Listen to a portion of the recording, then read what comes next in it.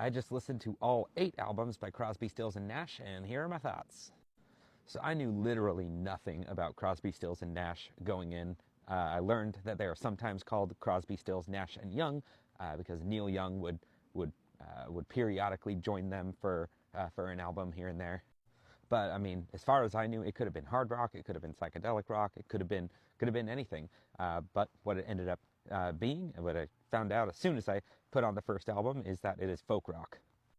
One cool thing I found out while I was doing some research is that although folk rock was a pretty established genre by the time Crosby, Stills, and Nash put out their first album, the Byrds had been around for a few years, Bob Dylan had been around for a few years.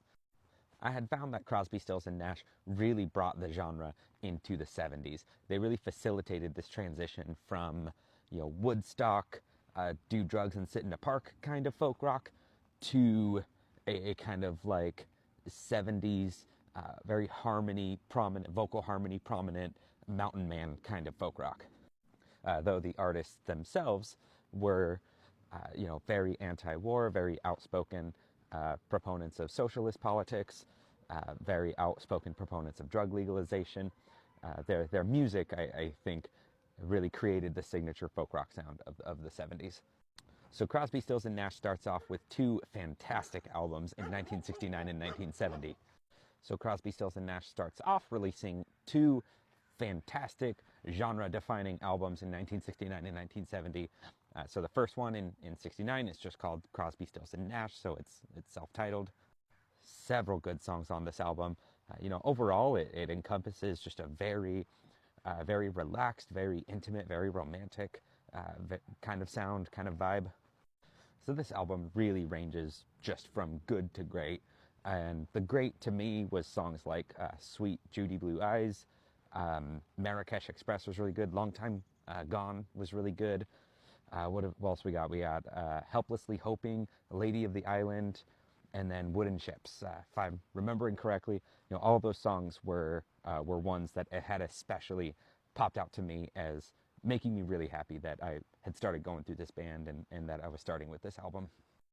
Their next album is, I think, even a little bit better. So this is Deja Vu, and it was released in 1970. This is the first of their albums that has Neil Young joining. So this is officially a Crosby, Stills, Nash & Young album. And they're really carrying on with like this really nostalgic, intimate, cozy cabin kind of sound. Lots of just fantastic songs on here. Woodstock is on this album, and Woodstock, I think, is my favorite song by this band. But you still had, Carry On, Teach Your Children, Almost Cut My Hair, Country Girl. There were a few others that I really liked. I'll check them now. It was the title track, and then 4+20. So like all of those songs, which makes up at least half of the album, all of those songs were just great.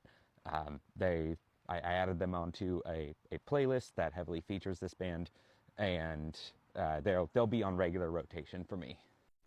Now, if you want just the best of this band, these 2 albums was it. I wish that I could say that their consistent quality, their greatness continued on, but in my opinion, it kind of didn't. And it's not like it's bad right out the gates. This next album, CSN, which was released in 1977, to me there's a pretty clear quality slump, but it is still a good album. Like if the previous 2 albums were an easy 10 out of 10, this lands right in a 7 or 7.5 out of 10. And honestly, from here on out, if I want to really listen to Crosby, Stills, and Nash, those first 2 albums, I could just start them and listen to the whole thing. This album, CSN, and everything after it is more so, I've picked out my favorite songs. I wouldn't just enjoy listening to the entire albums again. If you're wondering what the songs that I really liked from this album were, there's definitely I Give You Blind, Head stood out to me, Run From Tears really stood out to me, Shadow Captain I thought was a really enjoyable song. My favorite song on this album was Cathedral.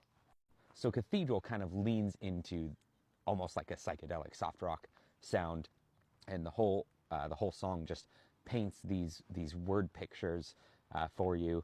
And I had to double check who the writer was. It was Graham Nash, and I had read on Wikipedia that he wrote this song after an acid trip that he had. So I think one of the reasons this is my favorite is just because it leans really heavily into this level of like abstract artistry and really, really beautiful word pictures.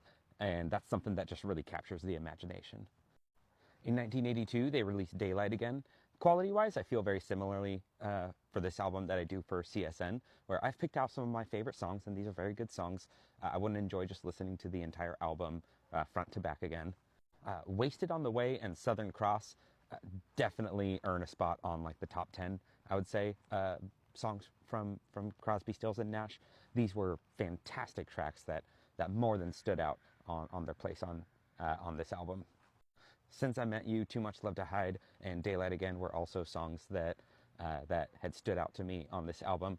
Now, I noticed a little bit on CSN, and I'm noticing more and more as these albums progress, that they are adopting some more influences. So you hear some influences from like jazz, like soft kind of lounge jazz coming into their music. Some more soft rock elements as well. You can also tell that at this point the producers are really leaning into popular 80s sounds. So you can tell in the mixing of the guitars, prominent bass. You're hearing some signature 80s kind of sounds here. Then in 1988 they released American Dream. Neil Young is back. So this is another CSNY album. And I thought this album was even still lesser than the previous two, which already had trouble standing out to me. This album is a bit bloated. It's very long. They didn't really have the material to justify how long it was. The songs on this album that stand out still very much do stand out. So the title track is one of them, kind of a protest song. Scandals were coming out about prominent figures in politics and religion, and so it's kind of about that. Drivin' Thunder, Soldier of Peace, and Feel Your Love were also songs that really stood out to me. They stood out to me almost as much as the standouts of the previous album, so like what's good here is still pretty good. Drivin' Thunder works as like a road trip rock song. Soldier of Peace is not a very typical sound for Crosby, Stills, and Nash, but I thought they executed it so well here and so dramatically that I couldn't help but like it. So 3 albums left, and the 3 albums that we have left are their worst albums overall, unfortunately. So we have Live It Up in 1990, which wasn't just forgettable. I actually thought it was bad. Like half of the songs on here I thought were worse than average.